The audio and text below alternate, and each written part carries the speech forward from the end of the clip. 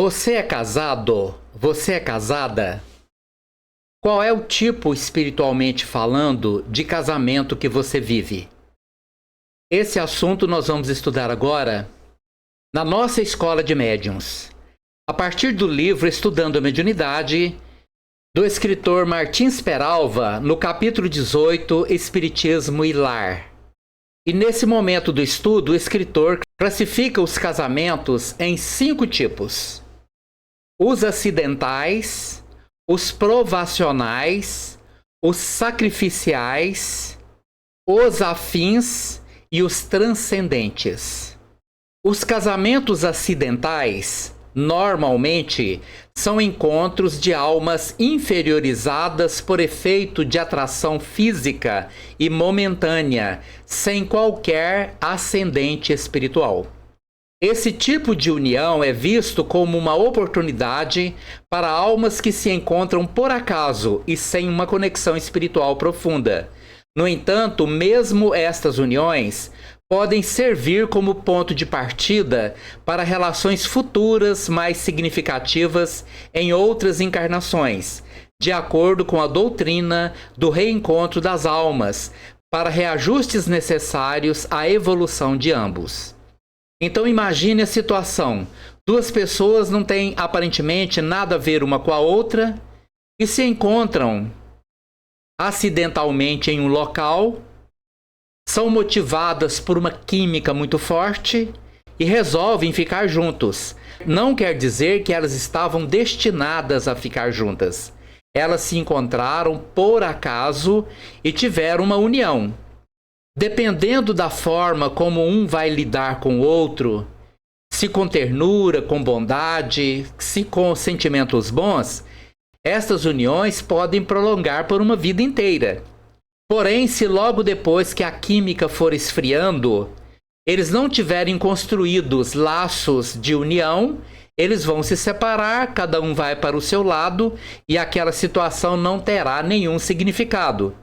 Mas estes encontros podem determinar, dependendo do nível do seu relacionamento, por exemplo, se tiverem filhos durante a relação, ou se tiverem comprometimentos espirituais graves, por exemplo, se ela tiver engravidado e cometerem um aborto, ou se tiverem agredido e se maltratado muito, isto pode desencadear compromissos futuros para o lado bom ou para o lado dos reajustes, muitas vezes dolorosos. Temos também os casamentos sacrificiais. Nos casamentos sacrificiais, existe o reencontro de uma alma iluminada com uma alma inferiorizada, com o objetivo de redimi-la. Representam um ato de amor altruísta, onde uma alma mais avançada assume a responsabilidade de auxiliar a outra, que está mais atrasada em sua jornada espiritual. Isso implica em sacrifício e paciência, mas é considerado um trabalho nobre no âmbito da evolução espiritual. Então você imagine a situação: 2 pessoas tiveram uma vida, viveram juntos, um encaminhou-se para o caminho do bem e a outra pessoa não conseguiu. Ela fez escolhas que comprometeram o seu desenvolvimento espiritual. Mas aquele que cresceu espiritualmente afastou-se da outra pessoa espiritualmente. Isto não quer dizer que aquele que cresceu espiritualmente deixou de amar a outra pessoa que ficou para trás.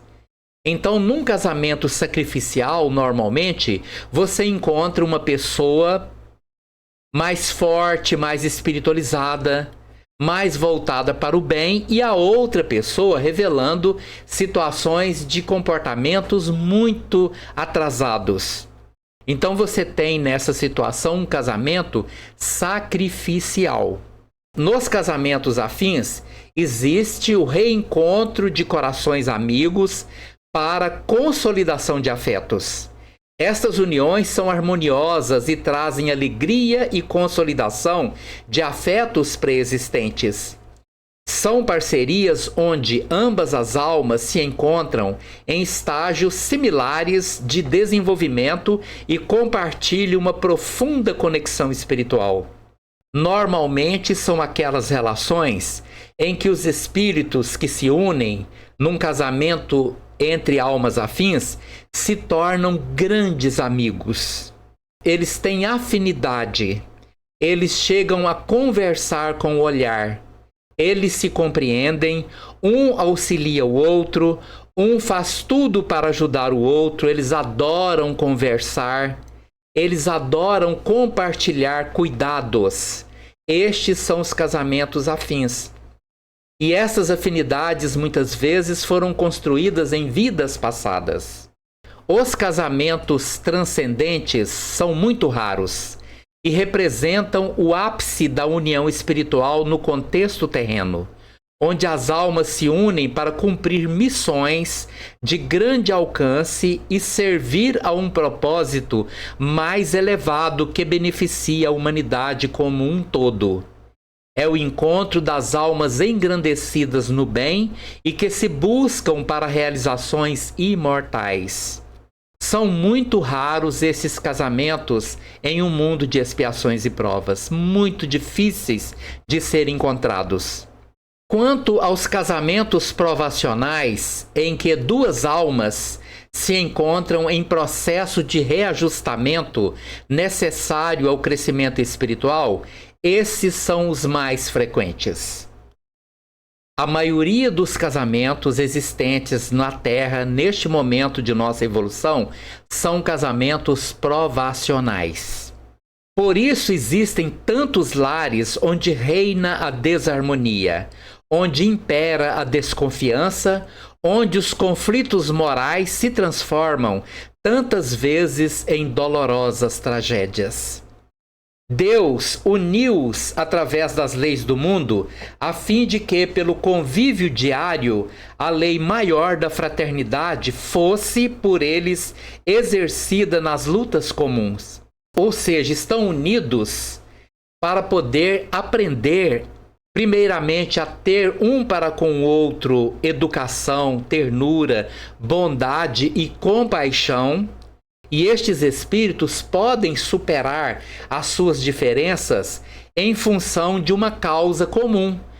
A causa de cuidar dos filhos, objetivos comuns, a própria sobrevivência, pode unir este casal, tornando-os amigos e com relações profundamente afetivas.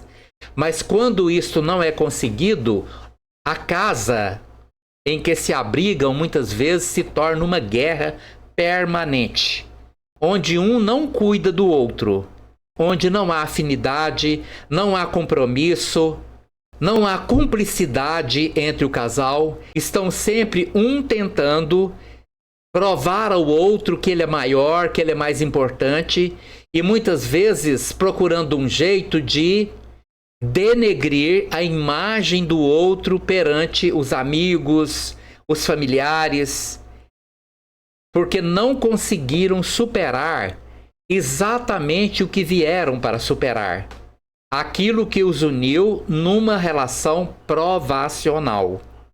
Mas a compreensão evangélica, a boa vontade, a tolerância e a humildade são virtudes que funcionam à maneira de suaves amortecedores.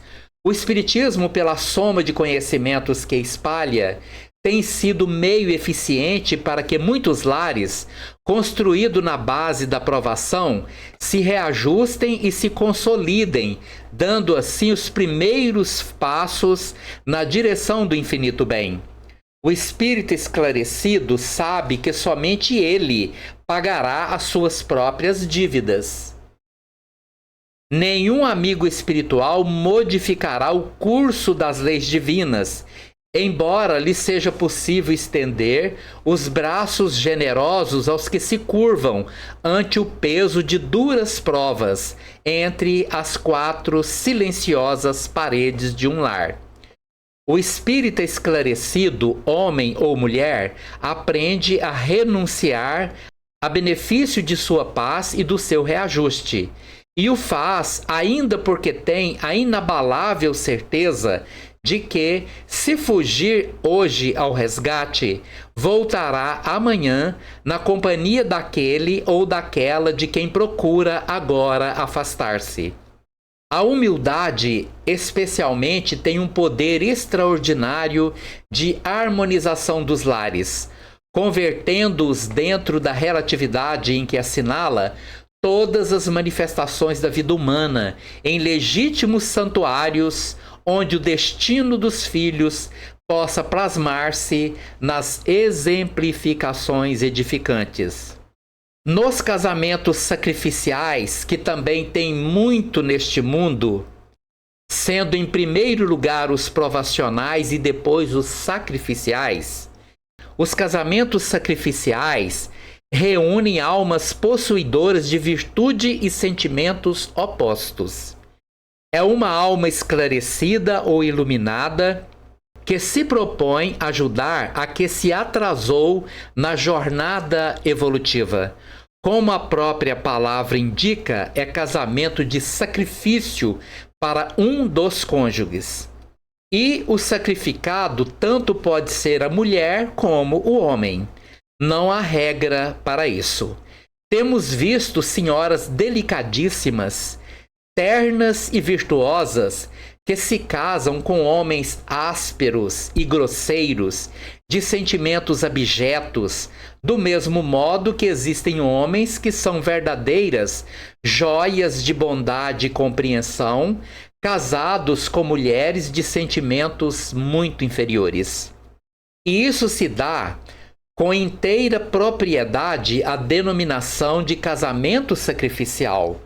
Quem ama não pode ser feliz se deixou para trás, torturado e sofrendo, o ser objeto de sua afeição. Ele volta então na qualidade de esposo ou esposa, recebendo o viajor retardado, a fim de que, com seu carinho e com sua luz, possa estimular-lhe a caminhada.